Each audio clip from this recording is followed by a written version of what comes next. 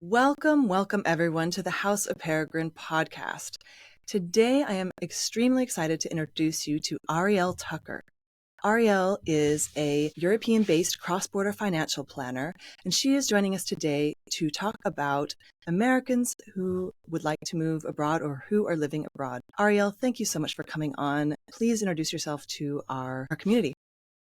Thank you so much for having me. So yes, like you said, I am a cross-border financial planner. I actually am an American. We were just talking about how we are both U.S. citizens, and I live in Zurich, Switzerland right now. I've also spent some time living in Berlin and then also the Munich area in Germany. And so now I've been abroad for like 12-ish years. It goes by fast. Like you kind of wake up and you're like, wow, I'm really building a life abroad here. But I first moved abroad professionally back in 2011. We moved to Switzerland. My husband at that time was doing his PhD, and he said, I got this Swiss National Science Foundation.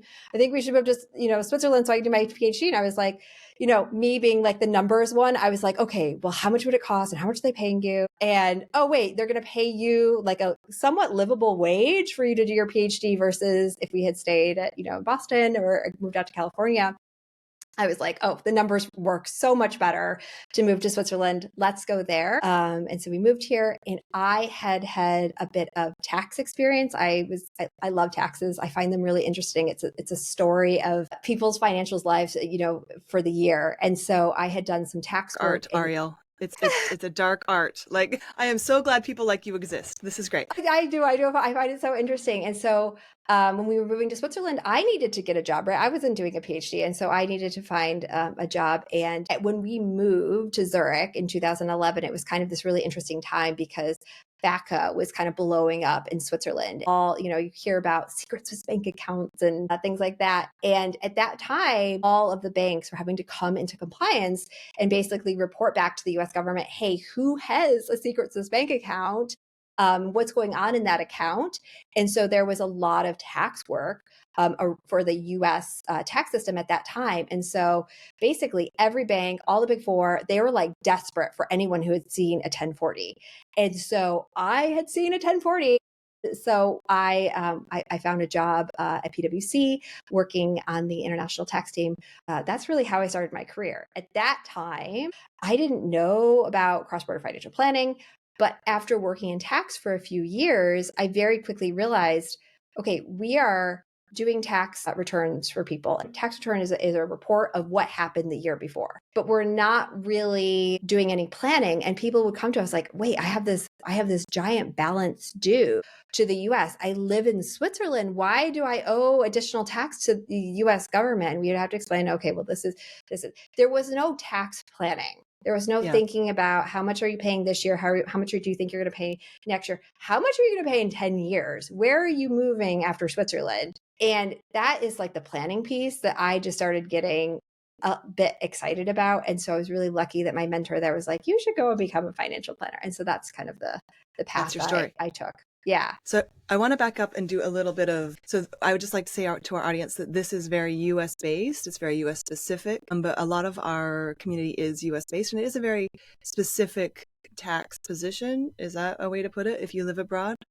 Yes. Simply because the US you still are liable for taxes in US, which is rather rare, not the only country, but it's rarer to have to pay tax in a country you're not living in at the time. And sometimes it leads to double taxation if you're not careful, despite all the treaties and everything. So you really have to be strategic. And so at House of Peregrine, we're always telling our community, you need to have a team around you, because this is not the way the world works for people to live in different countries. And it's not the way the system's set up. So you have to have your own team. And so a financial planner is one of those team members that we recommend for people even before they leave the country, even when they're thinking about it. Talk to someone. Just talk to someone. It could save you. It could help you plan. It could just make your life just way less stressful. And so you work with Americans specifically who want to or are living abroad to plan their finances so that they have less surprises, because there's just surprises. I don't know. Is that Yeah, I get surprises sometimes, and I'm a planner. I plan. So thank you so much for taking a moment to highlight basically the plight of the US person, right? And when I say US person, because it's not just US citizens, it's also US green card holders. You still have to maintain those reporting requirements back to the US, even if you don't live in the US. And that's because the US has citizenship-based taxation. We don't have residence-based taxation, which is what all of Europe has. And like you said, like 99% of the world has residence-based taxation. You live in a country, you file taxes in that country, you pay taxes to that country, and you're done. But with the US, it's like, okay, you are a US citizen, you now live in Germany or the Netherlands or Switzerland. You file your local country of residence, and then you go and file your US tax return. Like you said, there's a lot of treaties out there. There's a lot of ways to plan around eliminating or reducing double taxation, but there are still areas where we see that are really problematic for US citizens, because they're essentially, like, in a lot of ways, especially in Europe, they're essentially just wearing handcuffs, right? They can't really get into the local financial system because they're US citizens, and the US and the local country is very aware, okay, we're gonna have to report everything, and you're gonna cause tax issues. There are tax issues from investing locally oftentimes. And then from a US perspective, it's like your old bank, a local bank, is like, well, you don't live in this country, we can't support you. And so you kind of are wearing handcuffs a lot of the times. And so our job a lot of times is to just walk alongside our clients and help them do the planning. And you're absolutely right. The clients who call us a year or two before they move, oh, I love those clients. So they're my favorite clients, because then we can really do our best planning work, especially for those people who are moving to high tax countries. So if you're moving from, maybe you're moving from Florida, you have no state tax, you only have to think about federal tax rates. Your federal tax rates on the US side are going to be lower than if you move to, the Netherlands or Germany. So there's tax planning that you can do before you hit those higher tax rates. And then we support, obviously, a lot of clients come to us and they thought, oh, we were just going to move abroad, it was going to be fun for 2 or 3 years. We've woken up and we've been here for 7 years, and oh my gosh, we're not going back. What do we do now? You've just described me. I was like, oh, we were here for a year. It's suddenly been 8. We don't know our plan. And so now, and we've started businesses as entrepreneurs. Yeah. Oh yeah, that's like a whole nother thing. Yeah. So I think you just stick with the personal side, right? That's something we should clarify. Like, yeah. So I kind of have a few countries that I really specialize in. And when you're looking for a cross-border financial planner, I would look for someone who specializes in a couple countries, right? Because we have to stay completely on top of everything that's happening on the US in side, both countries. And then we also have to stay on top of everything that's happening on the local country side. That's a lot to keep. And if you interview someone and they say, I do every country, we can figure it out, I say, I don't know. So I really try to specialize. So we do support business owners, but only in limited countries. So if you're a business owner in Switzerland or Germany, we will support you. But generally outside of that, there are a lot of additional considerations. I say, we got to kind of be careful. But we support personal situations throughout Europe. We don't do the UK. There's a really unique treaty with the UK. So we look for UK experts to send. If you're an expat, you're moving to a country, you have a true expat contract, meaning you are basically still have your US contract. You still are making US Social Security contributions, from K contributions, often your tax equalized, and you're moving to Europe for that, limited amount. We'll often support those cases throughout Europe. So we really look at every case on a case-by-case basis and how we can best support the families we work with. Yeah. And so if I could break that down a little bit, when you move abroad, you could do it a number of ways. So there's literally, you can just get on a plane, fly here, but you would be on a visa so you do have to apply for a visa if you're going to come longer. But the way that you're taxed, or the way your money moves, is maybe you have to know which way it's moving. So as you said, if you're coming over on your same contract, you're basically not really entering the money system of the country you're in as much. So you're kind of shielded. You would handle that person a certain way. Usually that's a temporary move, certain amount of time. And there's some really exciting planning opportunities. For example, your country puts you're living in the US, and your company says, we would like you to move as an expat to Germany for 3 years. Would you like that as an opportunity? That's actually an amazing planning opportunity, because Germany cost of living is in a lot of ways a lot lower than it is in the US. Expats usually come with a lot of benefits, and oftentimes you're tax equalized. So you may pay like the same US tax rate that you were paying, but now we've lowered your cost of living and you live in the heart of Europe. It can be a great deal. Yeah. So I just want to go back also and just go over the countries you do cover so that people, if they're listening, they can know. So Switzerland, obviously, Germany, you said. And are those the two, the two that you... We do. I mean, again, we look at everything on a case-by-case basis. We do have some clients in the Netherlands. We have some clients in Belgium, in the Czech Republic. But I look at the situation really on a case-by-case basis to determine, do we have the expertise to handle that client or not? I think the big one to know is, again, we don't do the UK. I do France sometimes if it's the person is working in Switzerland. But generally, like French business, I don't do that. We don't really do Italy. We have wonderful partners who handle those countries. And so we are happy to refer that work out to them. Nice. Actually, so someone could contact you if they're thinking of moving to Europe, maybe even if they have if they're country shopping, which I know sounds terrible, but if they're like, okay. We absolutely have people who are like, I want to move to Europe. And I'm like, okay, so we got to narrow that down a little bit. But we actually even just launched, because we've had so much demand, especially post-election, where people are just like, they feel like they just want more information. And so we have just launched basically a 45-minute paid consult. You just have questions and you're not even sure where to start. I will get on the phone with you and we will just do a paid consult and just kind of discuss what are the things that you should even be thinking about, because it can be really overwhelming. But as a first step, I always say, if you haven't traveled a lot in Europe, start taking vacations to Europe. Yeah. Like, let's start there before we pack our suitcases. Yep. So I want to tell a little bit about my story. So this is what not to do. So we talked about the US contract, Then there's the case where you're location independent with your work, your family, that's a goal of yours. Maybe for us it was like, hey, we had a deal within our marriage that we would move away from Salt Lake City, which is where I grew up, by the time my oldest son was 5. Before he entered school, I wanted to know where our next spot would be. And so on his 5th birthday, we moved here, but we had 2 months notice.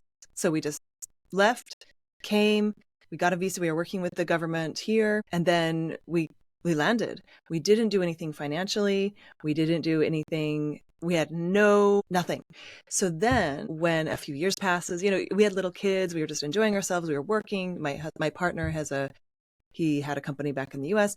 So such a complicated financial picture. But then I was in the US. I just needed a driver's license. I just needed to renew my driver's license. And they said, oh, would you like to register to vote? And I was like, sure. I'll get that done too. So then a year later, we were looking with our accountant and they said, oh, you have residency in Utah still. We should probably consider, because you haven't lived there for nearly 8 years. And they said, oh, but they went down the list. And I was like, yes, I've done all those things. And they're like, now you need to wait longer to move your state of residency. And so with a little planning, I would have known not to renew my driver's license and to be able to optimize, because it's not that I don't want to pay taxes, it's that we want to optimize and not pay double, right? That's really, I think, the goal of most people. It's not like you're trying to avoid taxes. It's like you want to be smart about it and the system is not made for you. Yes. And that's where I live. People want to do the right thing. Like, we don't want to work with clients who are not compliant, right? We don't work with those clients. They want to do the right thing, but they want to do it in the most fair way, because it's not really a fair system, right? It's like you're still kind of like stuck to the US system, even though you're not living there and you do nothing. And you're still like, okay, why do I owe you tax then? We're trying to optimize within the system that there is. And there's a lot of ways to optimize within that system. Yeah. And that little trigger of registering to vote, which is so ironic if you're American and like, it's an emotional thing to register to vote. But you can. You have a legal right to vote in every state is different though. So I don't know the rules off the top of my head with Utah. Every state has like rules to determine like, are you considered a resident or not? So that might be what's going on here. And that is an important thing to note, right? How aggressive is your state? Some states are very aggressive, right? New York, California, I'm thinking like top of mind of those states. They will send you letters and you're like, you'll get these letters and they sound so scary. And then you're like, oh, don't be scared, right? There's a process. have the right team in place to navigate the process. Don't just accept the letter that you receive. Ask questions. But you should be able to register the vote to vote in all federal elections. You have that right as a U.S. Citizen, but not all states allow you to vote in the local elections. No. But it showed that I was a tax resident still. It's like one of those things that shows that you're still a tax resident. I can vote all I want, but registering to vote triggered this point system or something that, oh, we really can't make the case if you still showed center of vital interest, we call it. Yeah. Yes, that's right. So, but had I known that strategically, I just would have said no, and it would have started helping me out. So these are the types of little tiny things that you just don't know. Why would you know this? If you've maybe lived in the US your whole life and this is your first time living abroad, or when you do it with the company, they sometimes have support. So I would say that's the other kind of person. We have this expat that's supported by a company. Maybe they have their own HR, legal team that's kind of got all the contracts in place. They kind of can tell you, advise you a little bit more.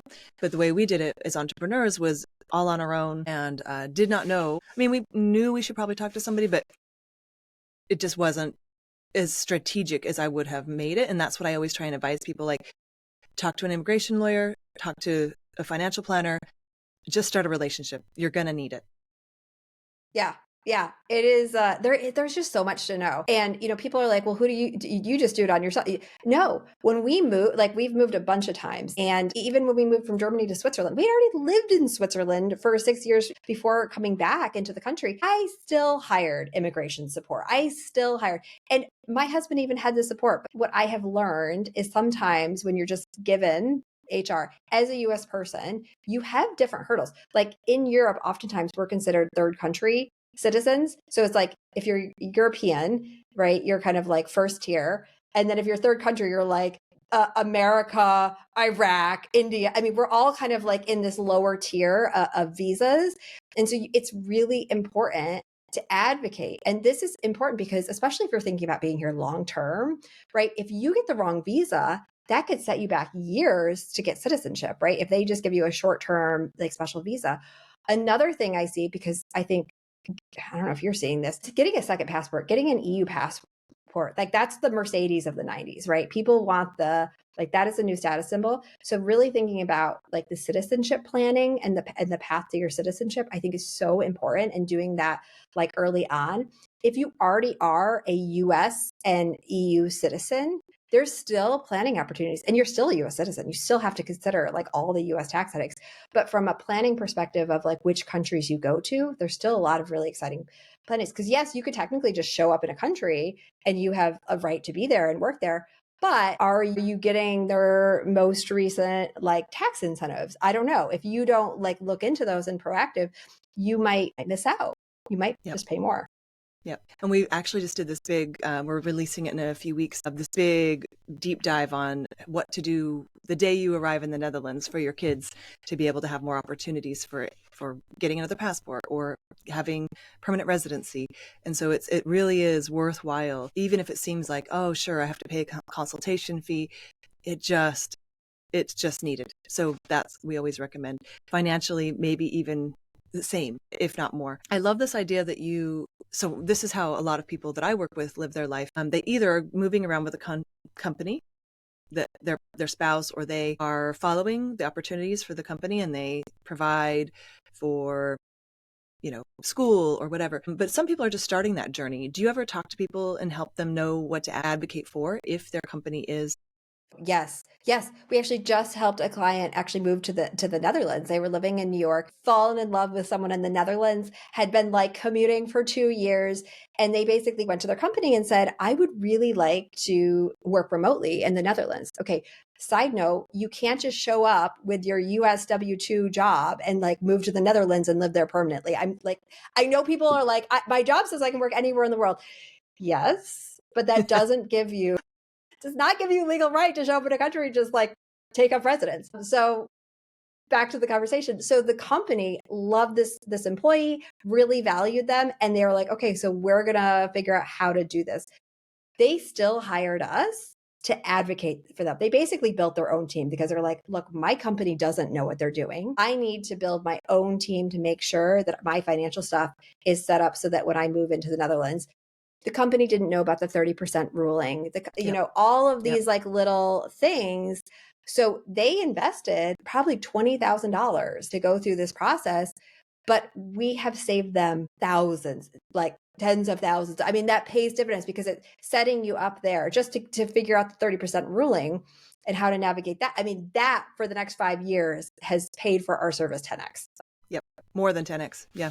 Oh, yeah. Yeah. And just for ease, there's so many, and people only think of the tax benefits of the 30% ruling, but it's also, you can exchange your driver's license. It goes far beyond. You're shielded from some U.S. tax requirements or Netherlands tax. So not only is it money, but it's just comfort that she just got. So or he or she, you didn't say if it was he or she, but when someone comes to you, I love this idea of so in this case, she had a country she wanted to go to. So there's the people that follow their company, but there's also the people like me who are like, I live, and we call this a peregrine, right? We go where suits us best, right? So in my family, we've been here 8 years. It still works for us. Everyone says, how long are you staying? And I always say, as long as it works for the 5 of us. I have 3 kids and two adults in my family. And so that's a big, tall order for 5 people to be happy in a country if you don't have to stay. And so that is how we live our life. And so I think we've talked about this a little bit on the podcast. People in our community are always a flight risk because they're always country shopping. Whether or not they stay for the rest of their life in a country, they are always thinking, what about this? What about this? What about Japan? Mm-hmm. What about Malta? What about this? Mm-hmm. And it's not just for money reasons, it's for lifestyle reasons, it's for values reasons. And so to be able to be strategic about that, say you're like, we have a goal to go live in 3 countries, let's say, while our kids are small. Doing that in the right order might even matter. Is that right? Yeah. So I'll give you a great example. Great. We had lived in Switzerland before. We moved back to New York for a short time, and then I got a job in Berlin. And so we were moving to a high tax country, right? Switzerland is relatively low for European standards. Germany is a high tax country. So we moved to Germany. When you're in Germany, right, you can start to bank foreign tax credits. And so there's basically 2 big tax opportunities for Americans living abroad. We have the Foreign Earned Income Exclusion, which is basically like all Americans, if you have earned income, right, you have job income or self-employment income, you can exclude up to $130,000 of that earned income, not passive income, not investment income.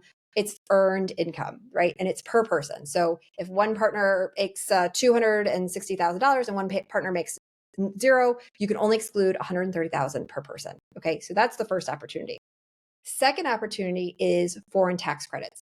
And in some ways you can mix and match these, but for people who live in high tax countries, I love just claiming foreign tax credits because foreign earned income exclusion, it's a use it or lose it. Right? You don't use $130,000, you only use $100,000. You can't carry over the $30,000 next year. It's inflation adjusted. It goes up a little bit every year, but right now it's $130,000. Foreign tax credits, on the other hand, if you're living in a high tax country, you can bank those foreign tax credits. Now, bank those credits and then move to a low tax country or a no tax country. We're set. We have a nice bank to draw down. And so tax planning between countries absolutely is very important. Yeah. Yeah. And that's, of course, as soon as you can know, the sooner the better, obviously. But I think I was just speaking, I speak to people every single week. I speak to 2 to 3 people per week for this podcast that they are moving, they've strategized, they have their family goals and then they lay that on top. So it's almost layering, like your family goals, your personal goals on top of your financial goals, on top of your citizenship goals. And that's what we advocate on this podcast is basically living your life the way you see fit, of course, within the law, all this stuff. But you don't have to sacrifice for it necessarily if you have the right team around you. So, or have these stressful letters. I mean, we have a lot of jokes in the Netherlands, like these blue envelopes come through the mail. Like if you're if you're a Dutch person, you get maybe 1 or 2 in your lifetime. So it's a big deal. It has the crown on it. It's an official government letter. We get 1 a week. So the blue envelopes coming through the mailbox is like we're just like, yep, here we go again. Not because we're doing something wrong, just because we're doing so much outside the box. They're notifying us. We just don't fit the norm. And that's international people in general. Like if you're living between countries, especially as US citizens, you are literally in 2 systems fully with both feet. And that can become not only financially, but also emotionally draining. And yes. I'm sure you see that in your clients where it's like just the emotional toll of not knowing or not having a plan can really, really change the way your life is. And so maybe talk a little bit about that and the benefits you see of that. Yeah, no, I see that all the time. And so actually one of the things that our firm does when we're doing, so we generally work with people on an ongoing basis. And so it's important for us to deeply know who they are.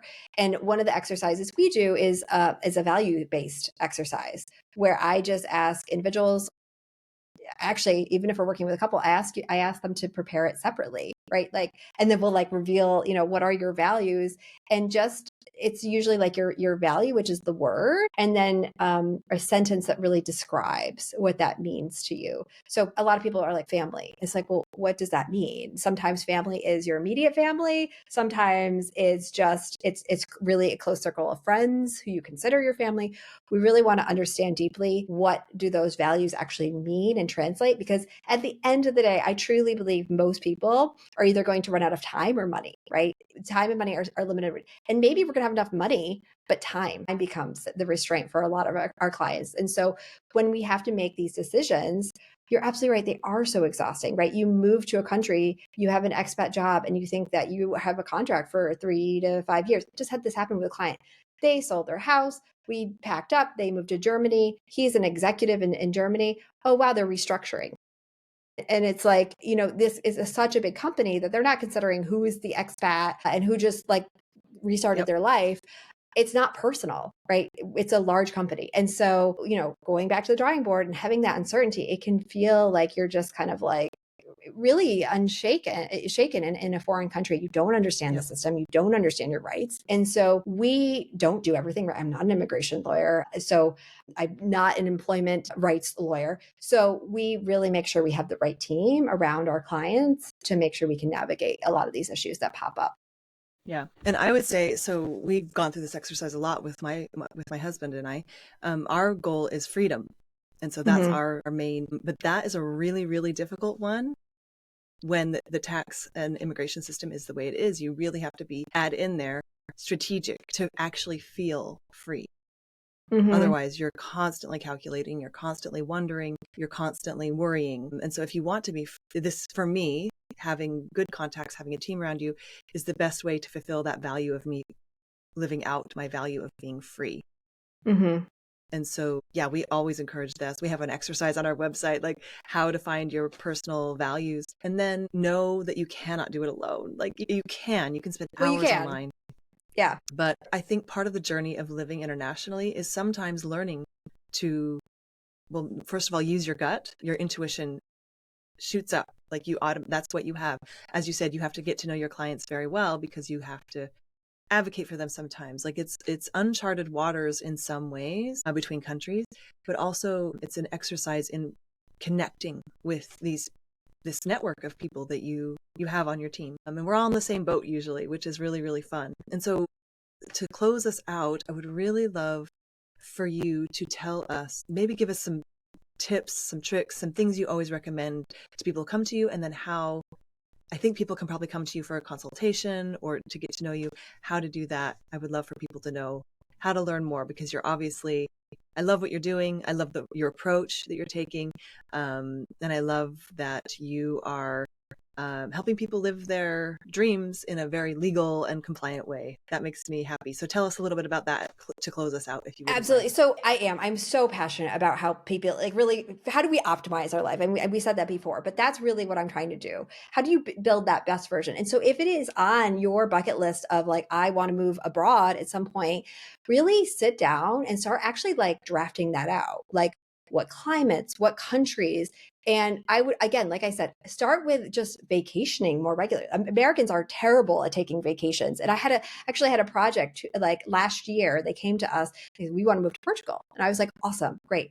Let's get you on vacation there. They went to Portugal. They spent 2 weeks there. They hated it. And they were like, we would never move to Portugal. Now, I'm from upstate New York, and I'm like pretty intense person. I like rules. I like things to work for me. And so I always knew I could never live south of Pennsylvania. Like I consider Pennsylvania the South. And that kind of translates to the countries that I've chosen to live in, Switzerland, Germany. There are there is a system, and if you can work within the system, it works really well. When I start to go on vacation and I'm in like Italy, I'm like so much chaos. Like I can't imagine like living here. Like it just doesn't fit my personality. So finding like which country, so it's like I want to move to Europe. Well, Europe's a big place, and just like in the US, every region and country is so unique. So really getting down and exploring those places. And Americans have so much opportunity because you have the 90 days that you can just come and hang out in Europe, right? So That's changing. as a next That's step, changing. Yeah. when does that change? But you could still come. You just have to register. You just have to get you just have to register. It's still very easy.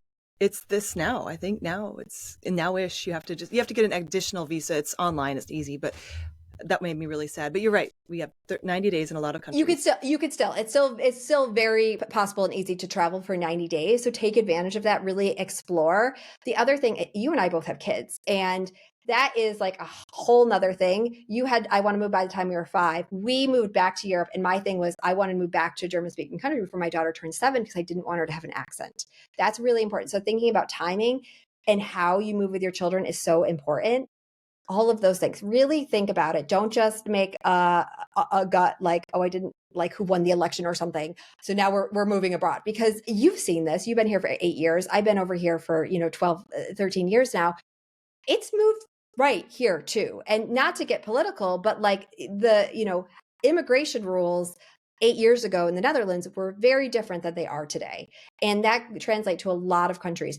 If you look at the programs and the opportunities, right? I always think about like the NHR program, which was like so fabulous in Portugal. Great program. That's closed. It's gone. Right. Yep. So it's kind of like these whack-a-mole, these programs and countries and opportunities, they're there, but they are changing. Political environments are changing, and that has huge implications on like immigration rules. So there is a lot to consider.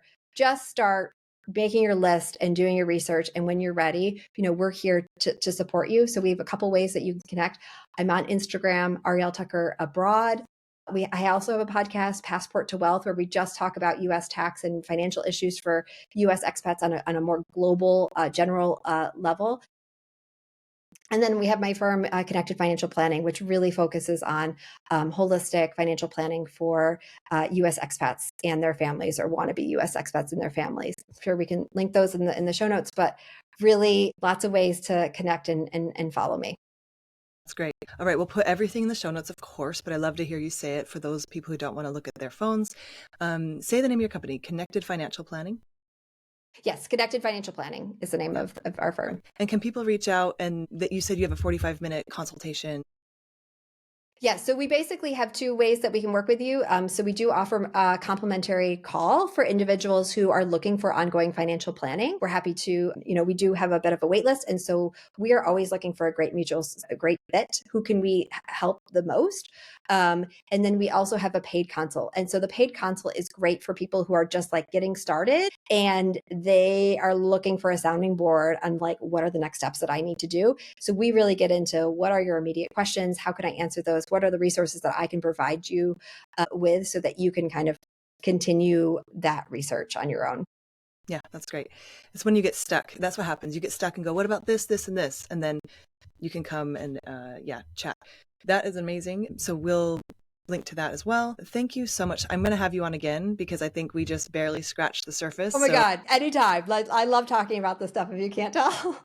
I can tell and I love it. So that is amazing because I think, again, our podcast listeners aren't all American, but we do have a big following of Americans. And it is a very unique position that I've been in myself. And so I think it does take support, coming around, resources, team, and a really good handle on what you're dealing with. And also maybe it's a little bit fun to be able to plan your life in a way that you're playing a game in a way instead of what it seems like, which is a little bit of a burden sometimes. Can you imagine you and your partner or you sitting down and just allowing time to plan out your future and getting excited about it and getting the tools and resources to a lot of the work we do sometimes is just giving people permission. Yep. You can do this. Yep. You can do this. If you want to live abroad, you can. Mm-hmm. Yeah. Yep. Cool. Well, thank you so much, Arielle. I really appreciate it. And thanks for coming on. We'll see you again and enjoy your day. Thank you so much.